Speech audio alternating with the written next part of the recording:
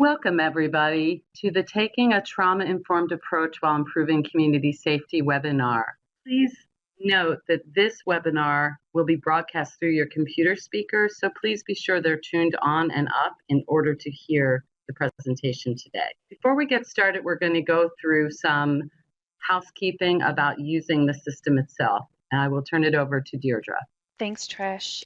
Just to make everyone aware, there is a Q&A pod at the bottom of the screen. You will see that there throughout the presentation. It looks like a few of you have begun using it, so that's great. If you have any questions, whether that's technical or content related, please feel free to submit those there.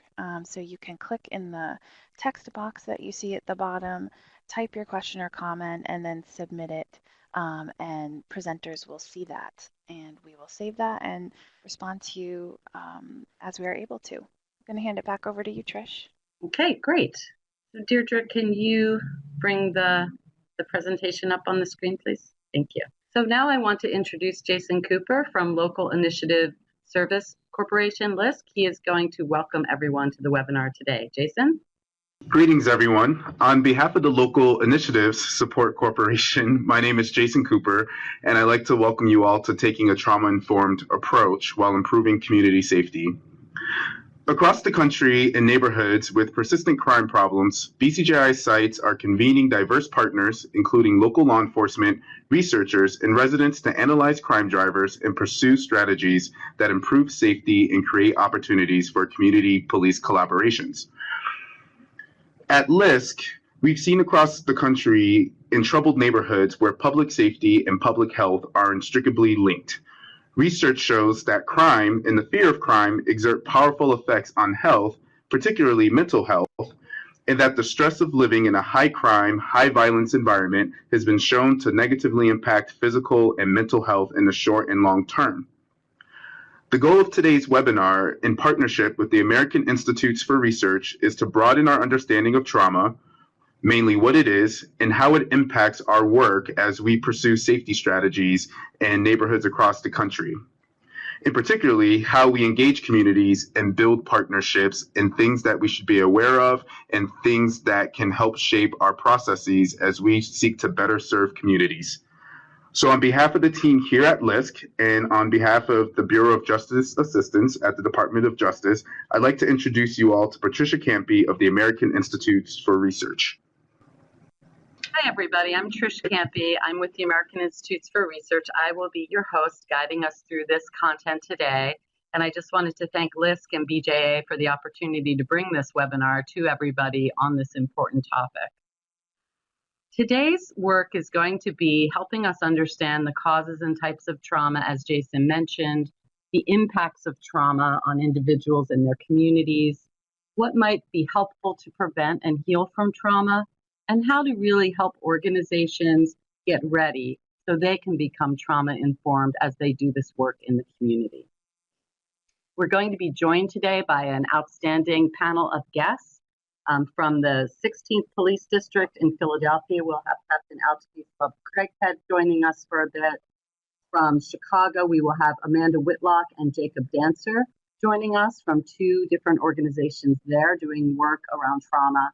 And we'll have Kathleen Garino, a trauma expert from the American Institute for Research, helping us think through and understand what organizations can do to be ready.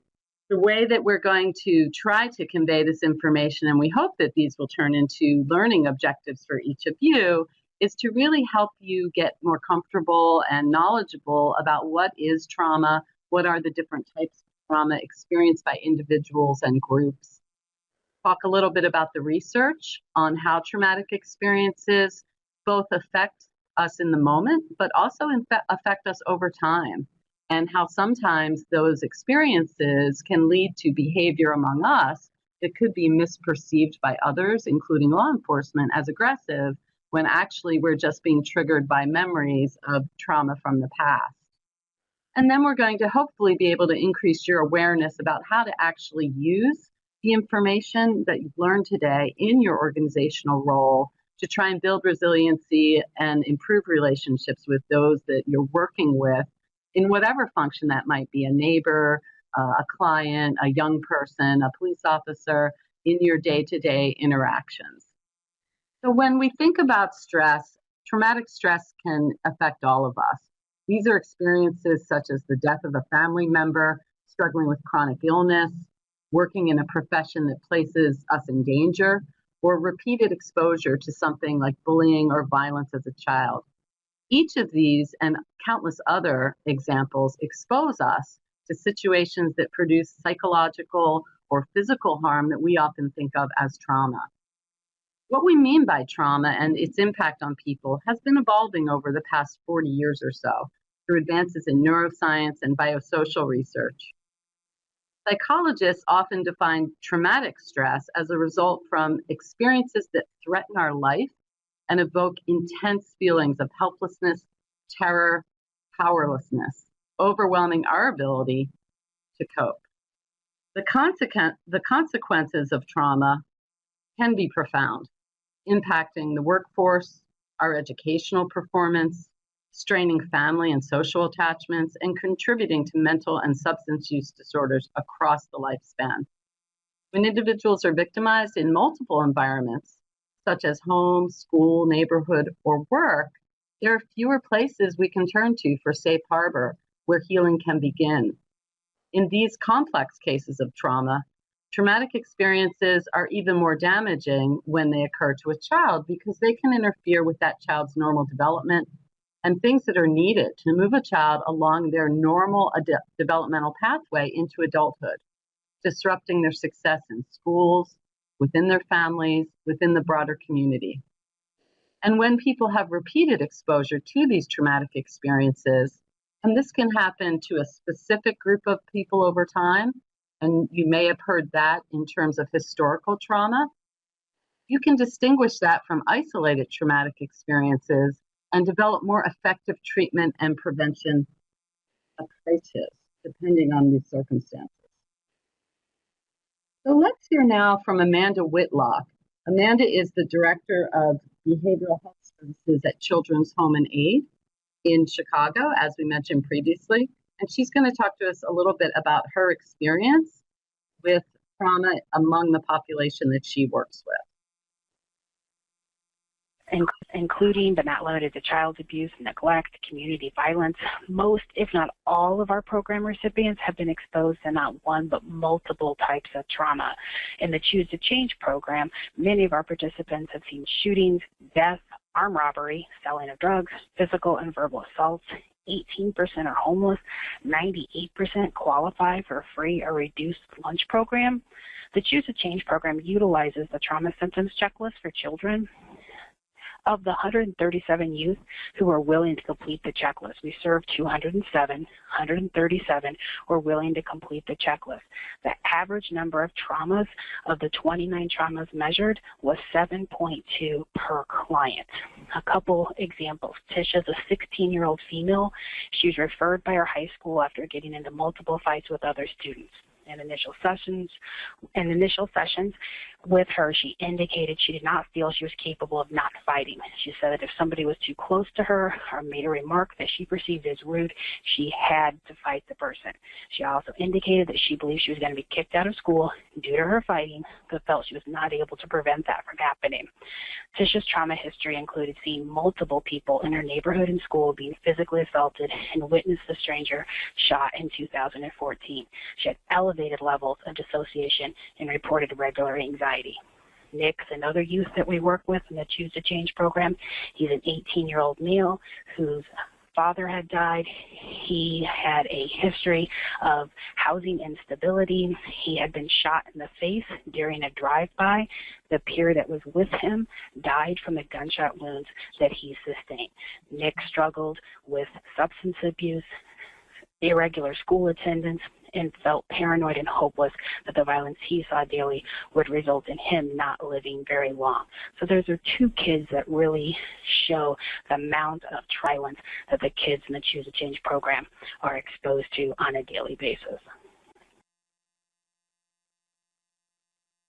When individuals, families, employees, or community members experience trauma as a chronic or routine feature of life, the trauma that you just heard about from Amanda This trauma can be internalized as normal, and this sense of normalcy may limit the willingness of people to seek support or help that would otherwise place them in these stressful situations and trigger some of this underlying unresolved trauma, such as the case of Tisha, who wants to lash out at anyone who comes physically close to her, as Amanda said. In communities that are besieged by violent crime, for example, it's not unusual to find that 80% or more of gun-related homicides remain unsolved. Often it's the hospitals in these communities that notify police of a shooting rather than a call coming in from 911, even though community members may have witnessed the crime or heard gunshots. So it might be hard for someone living outside of this community to understand why a witness might not call the police or come forward to help solve the crime or prosecute the perpetrator, but those living within this specific kind of context may have a very different set of responses to these violent experiences based on their past traumatic history in the community or within their own family peer group.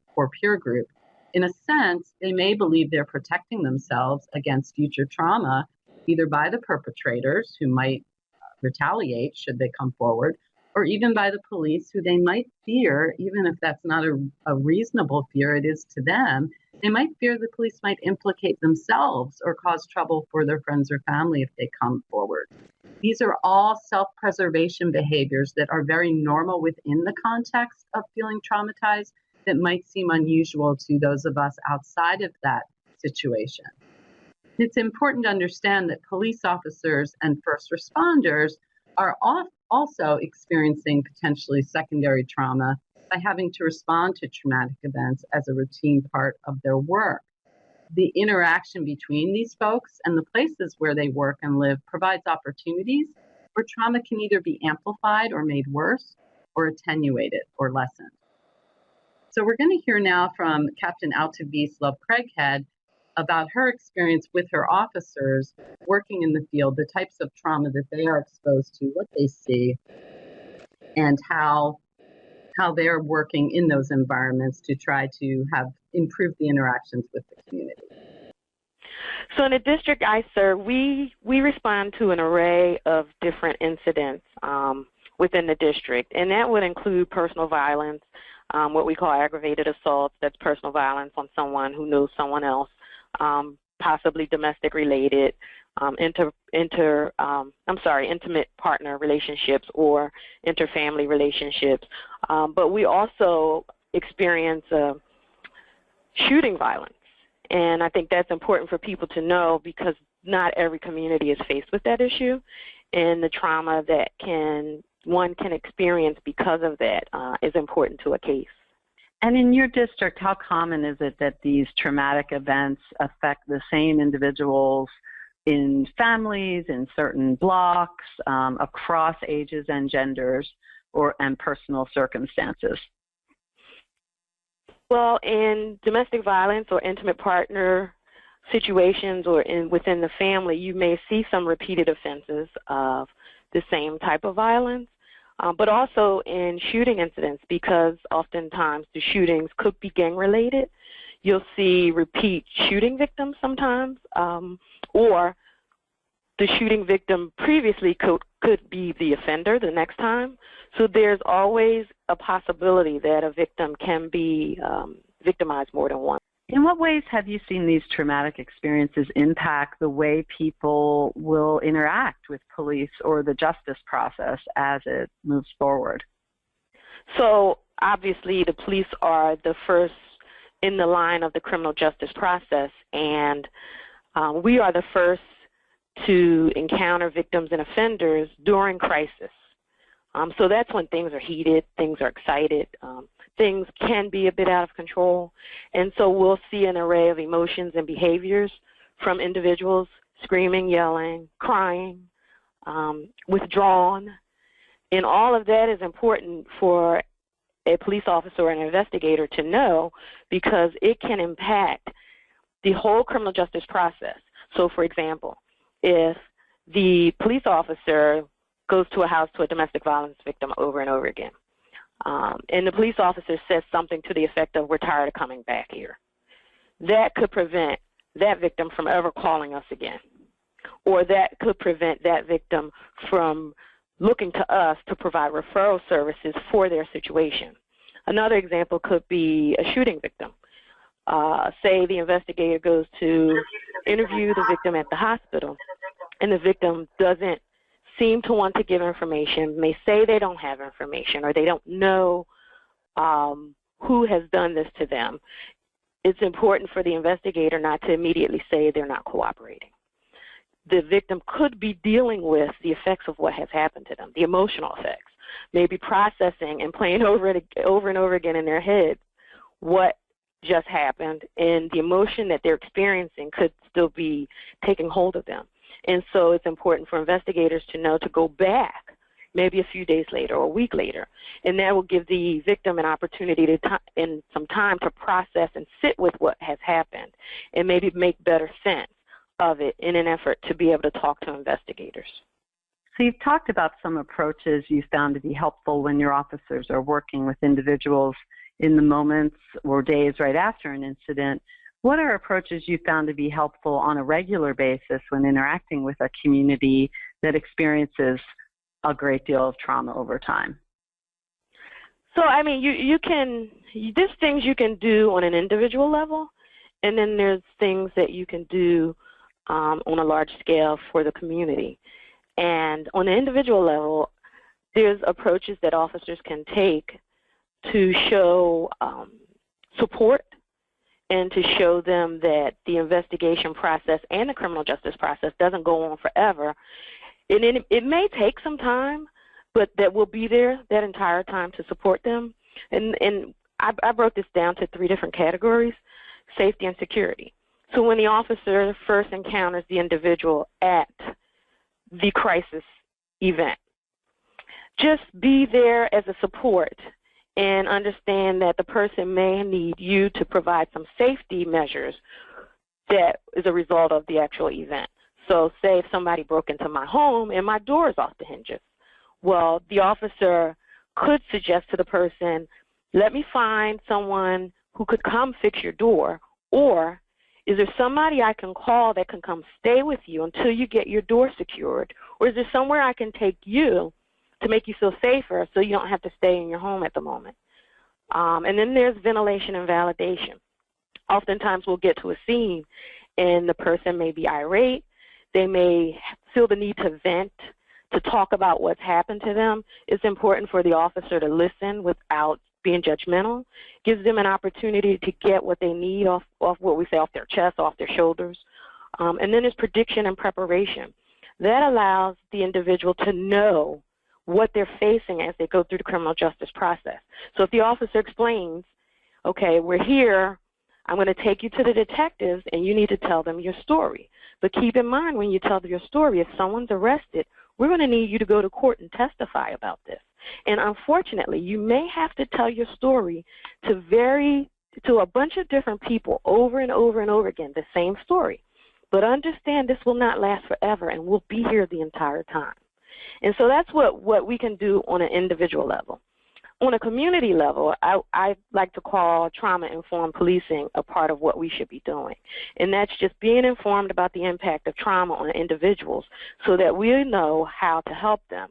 And, of course, the larger community. So I believe if officers are trained in trauma-informed policing, which would include the 3 tenets that I just told you about, it helps them support the community, address some of the issues they may be facing. But in addition to that, and here in Philadelphia, we do a lot of community engagement, and that allows us the opportunity to get to know the community, to let them see us as individuals and people and not just as authority figures. And so we here in the 16th District, we do trust-building workshops with the community, and that's where the police and the community come together, sit down, talk to each other, get to know each other. And that allows a level of trust to develop so that should any community member know that they have to go through the criminal justice process, they can trust us and understand that we'll support them. Now we'd like to turn this over to participants on the webinar. You're going to see a poll question that you will be able to answer. We want you to look at these 10 questions on the screen in front of you and think, while you were growing up, during your first 18 years of life, how many of these different items, 1 through 10, happen to you?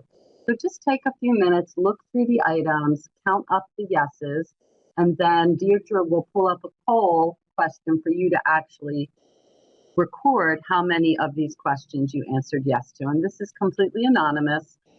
We just want to get a sense of what your experience has been with these traumatic events. Just another minute here, and then we'll give you the question to answer on the next screen. Okay, Deirdre, do you want to put up the poll, please, for folks to answer? Thank you. So it looks like, as we look through the experiences folks have had, that there's quite a very, sorry about that.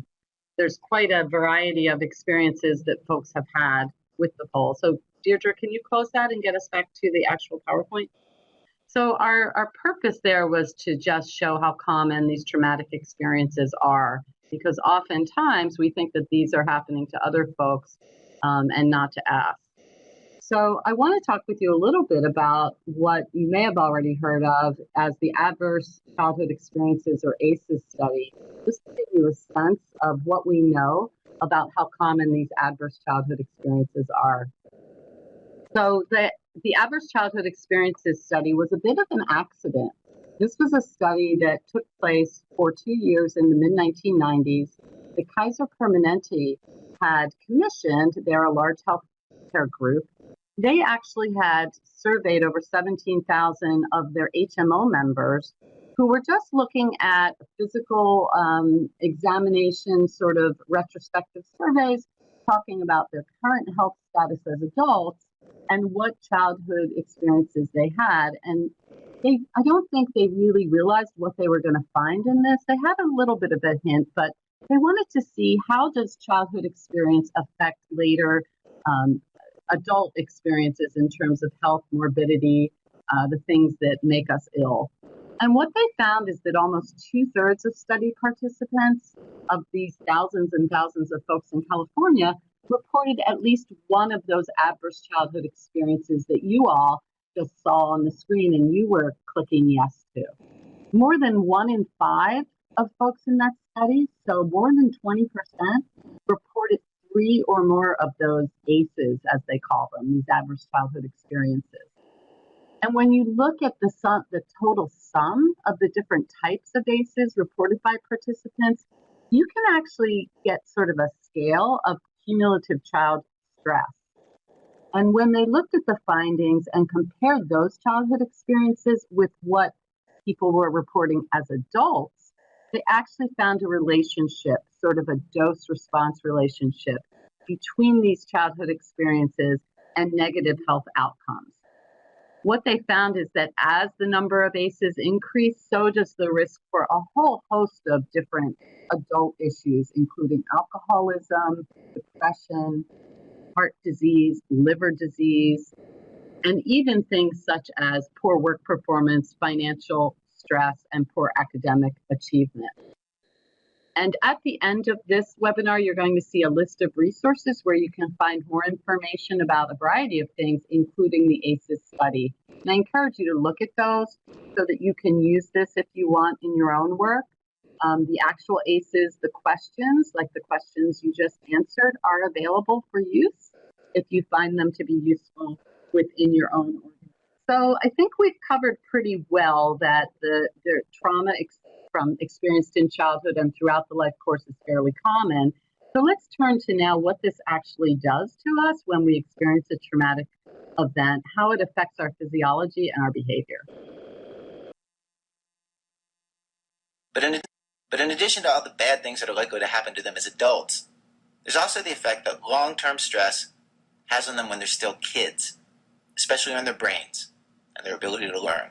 If you look on the molecular level, you're walking through the forest and you see a bear, right?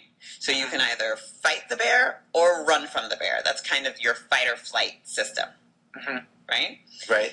And your body releases a ton of adrenaline, right, which is your short-term stress hormone, and something else called cortisol, which tends to be more of a long-term stress hormone. And this dilates your pupils, gets your heart beating fast, your skin gets cold and clammy. That's because you're shunting blood from anywhere that isn't absolutely necessary to the muscles that you need to be able to run from that bear. The other thing that it does, now you can imagine that if you're about to fight a bear, you need some gumption to fight that bear, right? So it kind of shuts off the thinking portion of your brain, right? That executive function, cognitive part. And it turns on the real primal aggression and the things that you need to be able to think that you're going to go into a fight with a bear and come out on the winning side, right? Yeah. And that's really good if you're in a forest and there's a bear. The problem is when, that bear comes home from the bar every night, right?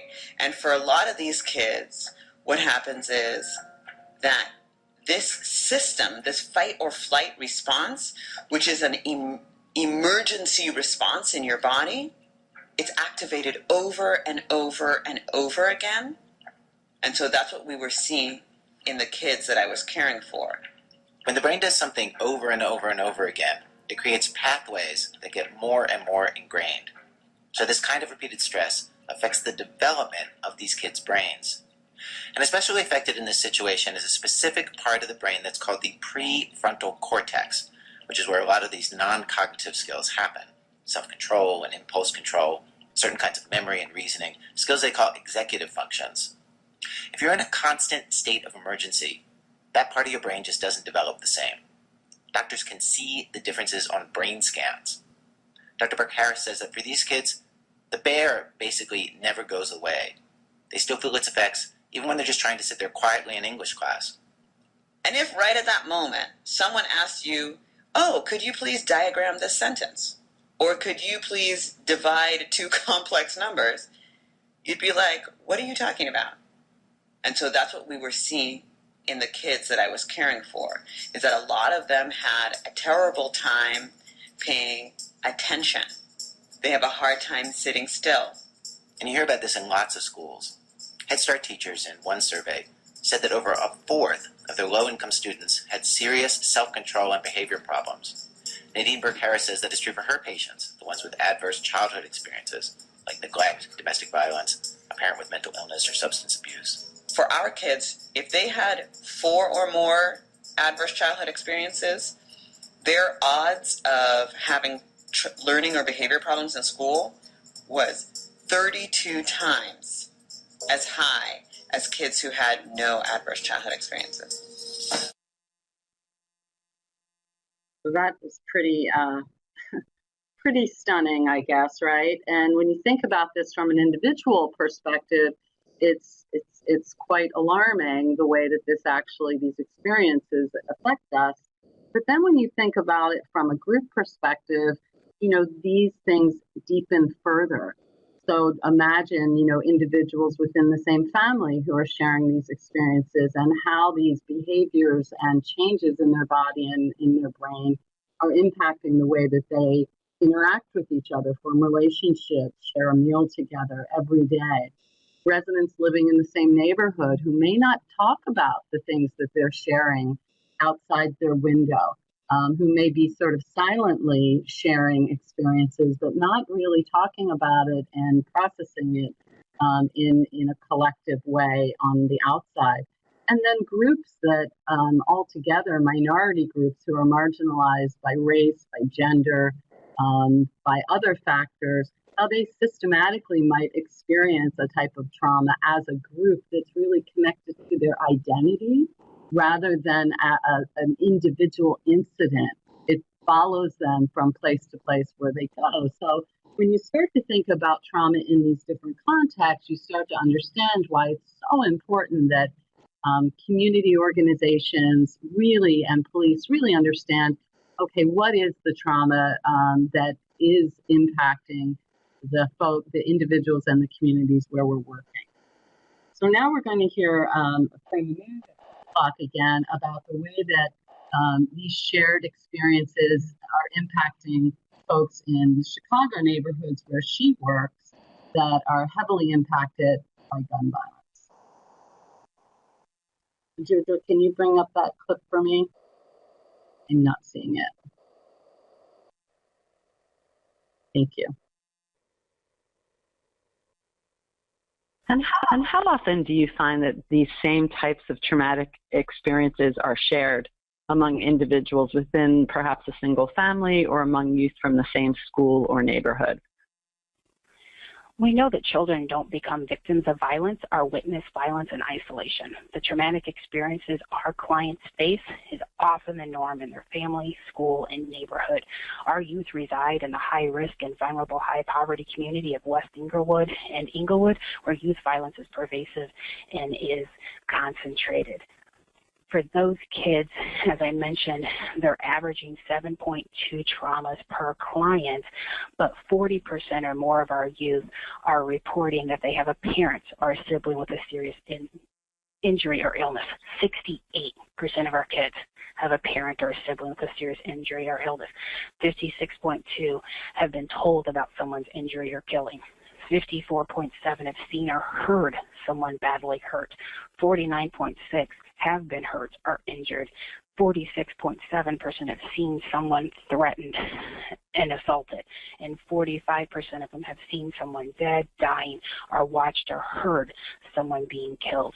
So for our kids, these are traumatic experiences that they're enduring are happening to them, happening to their family members, and happening in their communities.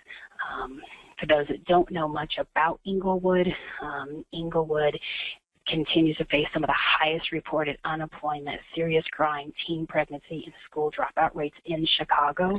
Although Englewood and West Englewood contain less than 3% of Chicago's population, 14% of the city's murders and 12% of its shooting incidents occurred in this community in 2011. Rapid gang activity makes unsupervised after-school time a dangerous prospect for most of our students. According to the 2010 U.S. Census, 41% of Englewood families with children under 18 live below the federal poverty level, and 55% of children under 5 live in poverty. The rates of abuse and neglect in Greater Englewood are considerably higher than other communities in Chicago. In 2014, in the Chicago Police District 7, which covers Englewood and West Englewood, there were 80 juvenile shooting victims in 2014, the highest of any district in Chicago. Witnessing a horrific event in our city, within our family, things that are targeting, that feel like they're targeting a particular group or neighborhood, and things that feel very difficult to come back from. There are some solutions that we're going to hear about from Jacob and from Amanda and from the captain. So we wanted to just put the spotlight on what has happened after some pretty high-profile shootings that we've seen in our country. The historic Emmanuel AME Church, where 9 black men and women were killed last Wednesday, reopened this Sunday morning with a service emphasizing faith and healing. It was a day of symbolism, sights and sounds, church bells ringing out across Charleston, South Carolina, mourners praying at the empty chair of their beloved Reverend Clemente Pinckney, the state senator who was among the victims. We have several reports from South Carolina tonight, beginning with Elaine Quijano.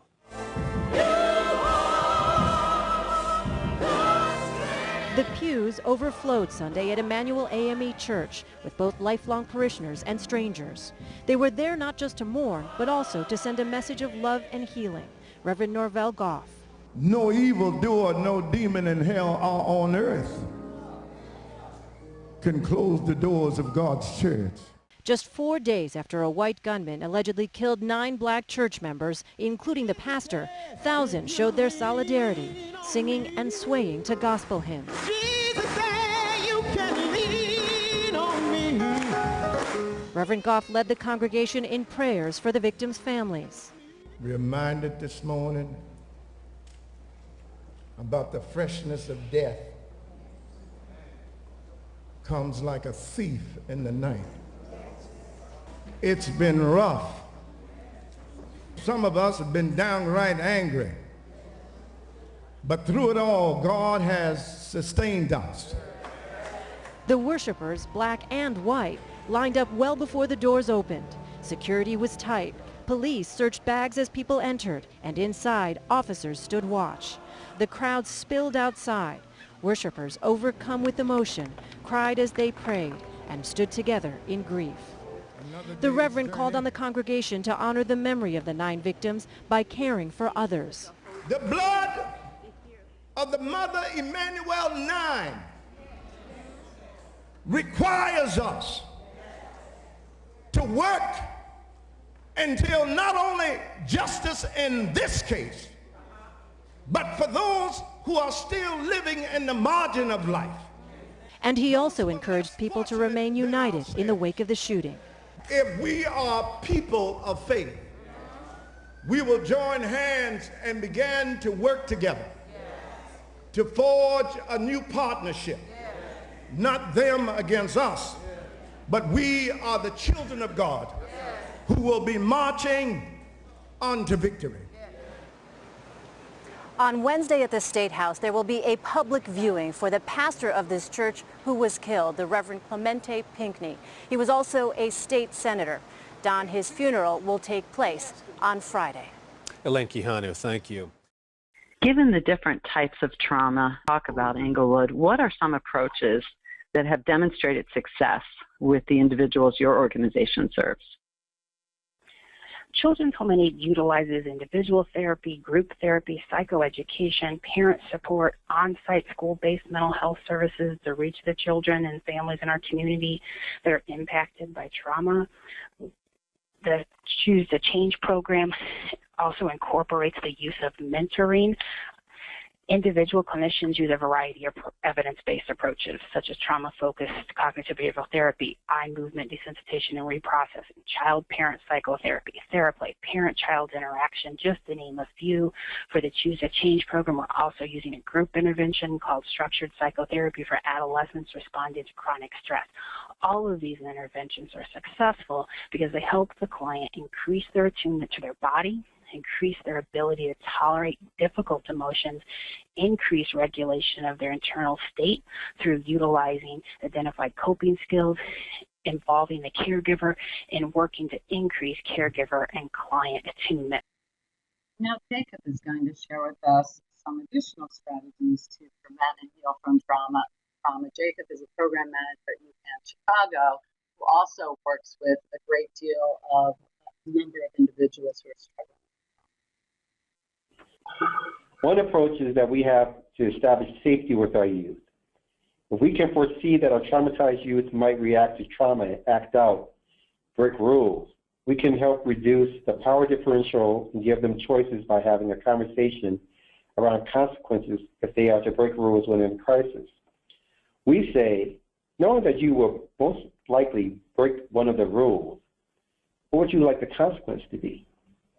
We can reduce unpredictable behaviors whenever possible, such as preparing them for any upcoming potentially stressful events, sites, or etc., things such as violence in the community, and communicating openly regarding any transitional issues or changes to establish predictability. That is, if a teacher is going to be unavailable, changes in a therapist's schedule, and the school being closed for unexpected reasons. We can ask them what helps them to calm down and make sure it is provided to them readily. Don't just write it down and forget about it.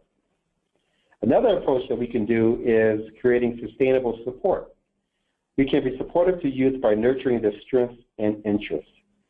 Because shame sustains itself from being unspeakable, whenever a youth gets the courage to speak about their unspeakable trauma, we listen and acknowledge their traumatic experiences, their losses of their home and personal belongings from a fire or flooding, their neglect due to not eating for days or being allowed to sleep due to gunshots in the community or drug dealing in the home late at night, their pain due to physical or sexual abuse. Another approach is emphasizing healthy ways of self-soothing for youth. We ask them to identify what happens in their bodies when they start feeling triggered so they can help them implement coping strategies before the crisis begins. We ask them such things as, what are the signs that you are stressed? Typical coping strategies can be muscle relaxation techniques, journaling, deep breathing, and playing sports. We identify different ones for different times, and if for certain reasons, it can't be done right away. Another approach is working with our youth based on their strengths. Strengths-based approach is a very sustainable and appropriate way to address youth who are in violent communities. We don't just pay attention to the strengths of the youth, such as their social skills. We pay attention to their family strengths, the community strengths, and the cultural protective factors such as spirituality and cultural talents and skills. The last approach that we have in our 5-approach system is self-care. We emphasize to our youth and their families to eat well, get enough sleep, laugh, and engage with friends in non-manners. When police are trying to take a trauma-informed approach, there are 3 ways that Captain Love Craig had mentioned earlier in the webinar, 3 ways that police can work with folks. And the first is working at an individual level, provide safety and support right after an incident, to let folks know that while the criminal justice process may take some time to get through, the officer and the agency will be there for them during the process. And to really take the time to listen to these individuals without being judgmental or impatient, so that they feel heard and they know that you're there for them. The second way is to really work at a community level and to educate officers on what are the trauma-informed care principles, how should they be working with the community, what can they do when they interact with the community to show that they understand what's going on rather than to just focus on the incident at hand, and to reach out to the community and to convene the trust-building meetings between residents and police that the captain spoke about. These are crucial for maintaining that open dialogue so that folks want to share their experiences rather than keeping them to themselves. And finally, it's supporting officers themselves, making sure that they understand the effects of trauma and their own emotions, really helping officers understand where to get support and how to address their feelings in healthy ways. And this points to the larger need that organizations have to being able to provide trauma-informed care to their staff and among their staff. And behaviors that we might often think about that are disruptive are coming from this unresolved trauma that we talked about. And this can actually happen within the workplace too. When organizations can take a trauma-informed approach to increase the safety in the workplace, think about the way that staff might be feeling after they have a difficult conversation, the organization itself can start to use an approach that is healthier overall. So right now we're going to hear a little bit more about this from Kathleen Garino, who works with organizations to become trauma-informed. So Kathleen, could you tell us a little bit more about what organizations can do to become trauma-informed? Sure. I think, when I think about what it means to be trauma-informed, a trauma-informed organization is really one where all aspects of the service delivery system, from how the workforce are trained to what kind of policies and procedures you have are, really informed by an understanding of trauma and designed to foster health and resilience. And I think that there are many ways that people can go about doing that. I think the first and most important place to start is really around educating all staff about trauma and its impact, and about trauma and its impact not just on the people being served, but on service providers. And then not just doing that as a one-time training, but really thinking about how do we take an initial training on trauma and continue to talk about trauma in our meetings, in supervision, in kind of both formal ways in how we train new staff, in how you provide refresher trainings to other people, and how you integrate trauma concepts into all aspects of programming. So I would say, starting with training is a really important place to begin. It's just, not the place where you then end, right? So it's really kind of taking that training and then saying, okay, how can we be applying these kind of principles and this understanding of trauma and embedding it into all that we do. So I think education is a really important place to begin, but then I think it becomes about looking kind of across all aspects of your program and thinking about how you do your work through a trauma lens. So for example, looking at your policies and ensuring that you have a policy that even includes a commitment to trauma-informed care, that understands in writing that you're working oftentimes with folks who may have experienced trauma and that you're going to go about doing your work in a certain way as a result of that. And then sometimes I think a good way to begin is to look through your policies and procedures with kind of new glasses on, right? So look through your policies and procedures based on this kind of understanding and this knowledge of trauma that you now have and say, okay, so what that we're doing works, and aligns with what we know is so important for people who've been exposed to trauma. So things like making sure people feel in control, heard, respected, empowered in whatever way you can in your system. So looking at your practices and saying, okay, so is this policy, is this procedure really upholding these kind of values of healing, or these components of resilience, or are they kind of doing the opposite? Are we unintentionally causing more trauma by creating, kind of harsh, punitive, controlling environments and cultures where, what we're doing potentially mimics traumatic experiences that other people have had in the past? And I think that takes time, and I think it takes folks who are willing to kind of sit and really look at, what's happening and what's working and what's not. So now we're going to have a poll, Deirdre, that you're going to put up for how ready organizations are for trauma-informed practice. So we basically want folks to just chime in on how ready your organization is to be trauma-informed, just to see how close we are. See, the people are chiming in. This is great. It's like a lot of folks are somewhat ready. Makes perfect sense. Just let a few more people get in here. And so it looks like most folks on the webinar believe their organization is somewhat ready to be trauma-informed. There's a small group, 20%, that's pretty good though, that are very ready, and then an equal group, a little bit more, who are not ready at all. And this is really common. These are the kinds of things that we typically see when we ask folks about readiness.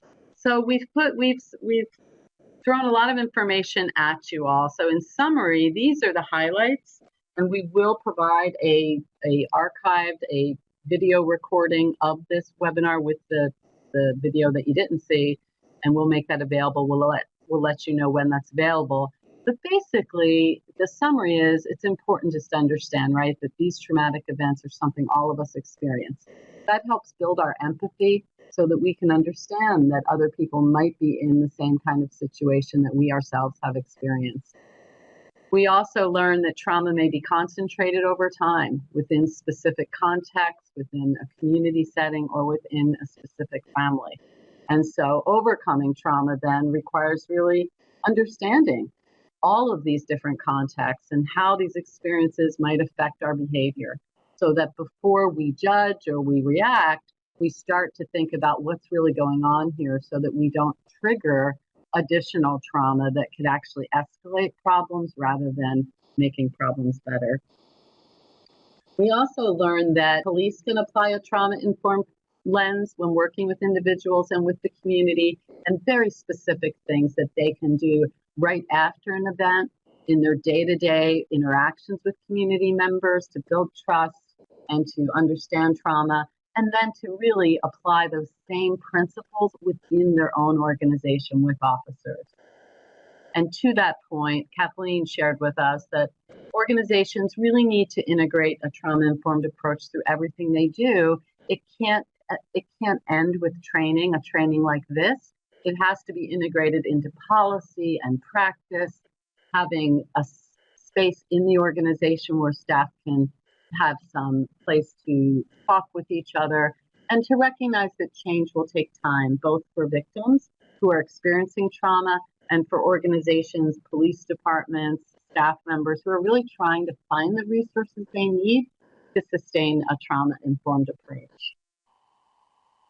These are just some additional resources we wanted to share with everybody today. These will all be available, obviously, in the final version of the webinar that we send out to everybody. This very first resource here, the Trauma-Informed Capacity Scale, is a self-assessment tool that Kathleen, our speaker, helped develop, and organizations can use to see where they're at.